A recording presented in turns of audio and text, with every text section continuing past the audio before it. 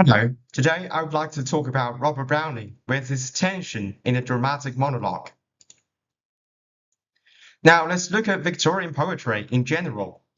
Within the text, Victorian poets show strong influence of the Romantics.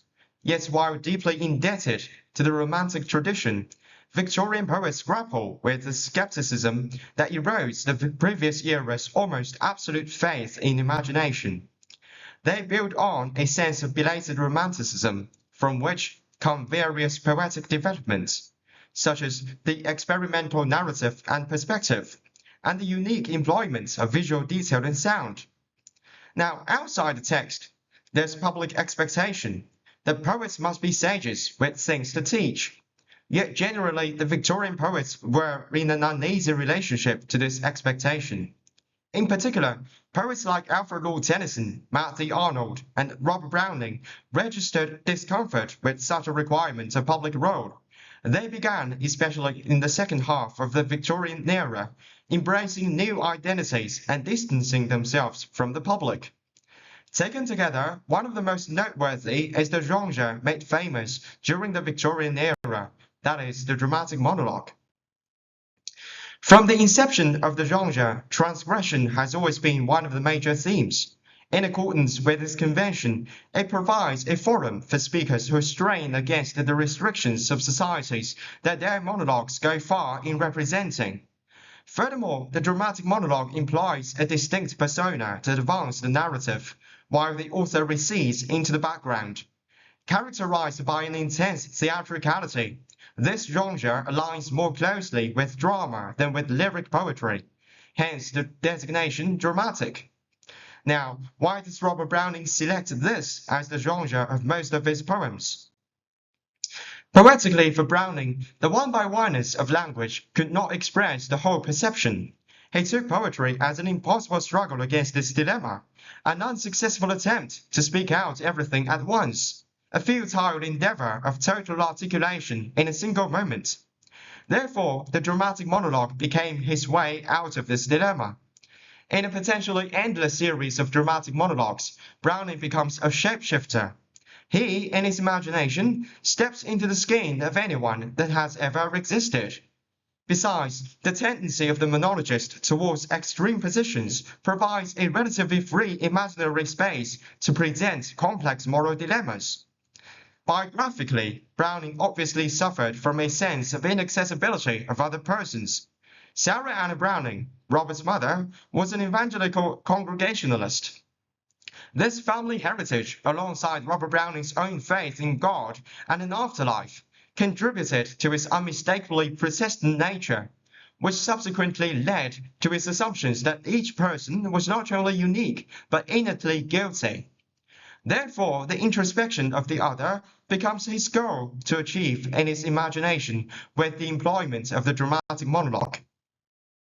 In Robert Browning's dramatic monologue, we can see that the complexity of male-female love, especially illicit and illicit love, becomes the constant theme on top of the generic theme of transgression or unwholesomeness.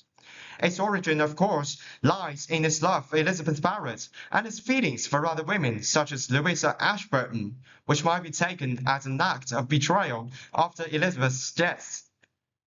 Now, in My Last Duchess, the Duke displays a portrait of his late wife to a visitor, revealing that his jealousy over her easily impressed nature, specifically her tendency to blush at anyone's praise, drove him to have her killed, ensuring that all smiles stop together. However, for the Duke, he's not only the executor of his crime, but also the victim of the Duchess.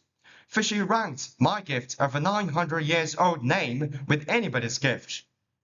In other words, it is the extreme position which the Duchess takes that pushes the Duke, at least as the monologists believe, to the other extremity. After that, the Duke is about to marry the daughter of a count.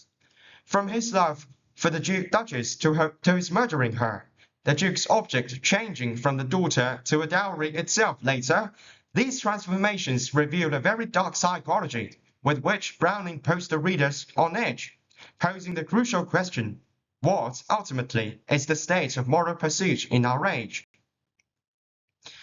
Now, in Porphyria's Lover, On a night of extremely bad weather, Porphyria comes to her lover.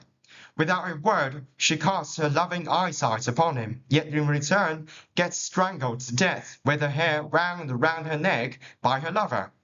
This time the monologist, that is Porphyria's lover, commits such a crime not without struggling. Given Porphyria's surprise act of worshipping him after some psychological debates, he chooses to strangle her. Again, we can nonetheless see that the monologist, taking an extreme position, goes through transformations. His goal is to keep Porphyria forever in the present tense. According to Cornelia D.J. Pearsall, the lover represents both her struggling passion, which prompts her to come to him, and the corresponding lack of struggle or feeling with which she acceded, or so he believes, to his inspiration to strangle her. It all comes down to this poem. The bishop orders his tomb at St. Praxed's Church, where the answers to the questions above are revealed alongside the discovery of a hidden pattern. The dying bishop is addressing his sons with his intention to attain his own monument. Not only does he require the grandiosity of the tomb, but he also wishes to inscribe the body of his beloved mistress on its sepulchre. As we remember, and from what we have seen in the first two poems discussed, the theme of transgression has always been the literary tradition of the dramatic monologue.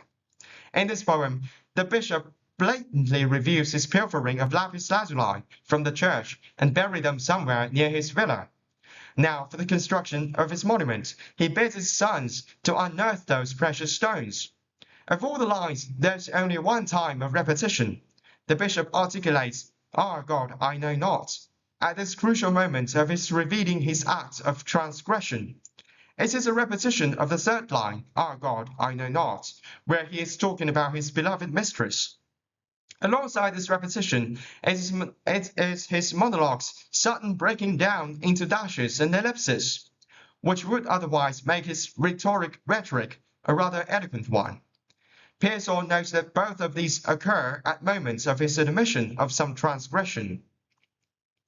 Therefore, we can deduct that the bishop is suspecting that his mistress is not faithful to him. In other words, the bishop's own dubious morality does not prohibit him from questioning that of his mistress, as he suspects that her very desirability may have rendered her faithless. Now we come back to the first two poems discussed. In My Last Duchess, the Duke is very self-justified in that he punishes the Duchess for a very good reason, which includes her ranking his gift of title with anybody's gift. In Porphyria's lover, the lover is inspired to strangle Porphyria by her surprising move and a struggling passion to come to him, professing that he is realizing her wish. But deep down, Browning perhaps also suggests the monologist's suspicion, just like that of the bishop, of illicit nature in both Porphyria and the Duchess. The evidence is complete with a verbal interruption from those visitors in the Duke's house. Even though it is a monologue, it nevertheless comprises other speakers' voices.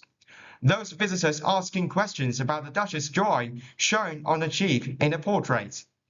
These projected verbal interruptions are common fabrications to Browning's monologists, all of whom cannot bear the idea of voices external to their hermetic rhetorical systems.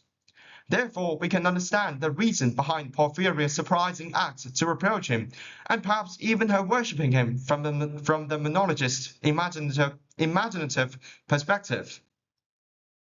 In other words, the monologists in their imagination fabricate the scenes of those female characters. On the surface, it is for the justification of their own crime, the Duke's executing the Duchess, the lover strangling Porphyria, and the bishop's pilfering of the stones from the church.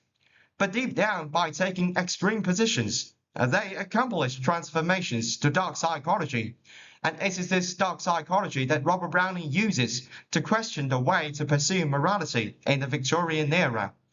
Instead of addressing these seemingly highly immoral behaviors, in these monologues, Browning intends to present the tension between these extreme positions and through his monologist's dark psychology. Eventually, he therefore casts doubts upon what Victorians has taken for granted in this age of rapid economic growth and technological development. And here are the references. Thank you.